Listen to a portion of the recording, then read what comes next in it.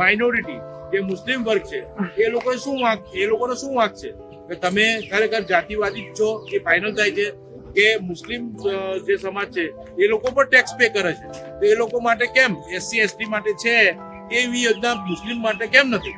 એ ખાલી PMJY ઉપર જ નિર્ભર કેમ છે?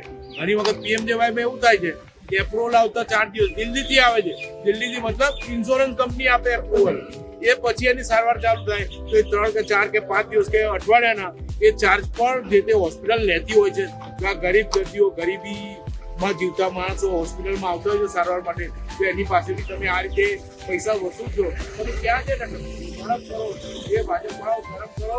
ખરેખર હવે પણ બદલાવની જરૂર છે. બદલાવ હવે આવશે જ. ખરેખર આ 2027માં તમને ઘર ભેગા આ ગુજરાતની જનતા જ કરશે.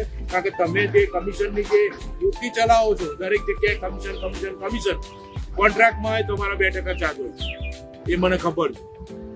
કોઈ પણ કોન્ટ્રાક્ટ, દવાનું કોન્ટ્રાક્ટ હોય કે કર્મચારીનો કોન્ટ્રાક્ટ હોય, સિક્યુરિટીનો કોન્ટ્રાક્ટ, હોસ્પિટલને લગતું, દર મહિને 445 કરોડ રૂપિયા તમે આ મેડિકલના અલગ અલગ ક્ષેત્રના કોન્ટ્રાક્ટરનો ચૂકવો છો.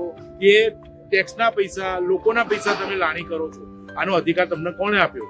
જવાબ આપો. જો શરમ થોડી પણ બચી હોય ને તો આ બધું તાત્કાલિક ધોરણે બંધ કરો ને તો 2027માં આ જનતા, આ પબ્લિક તમને બતાવી દે. આભાર.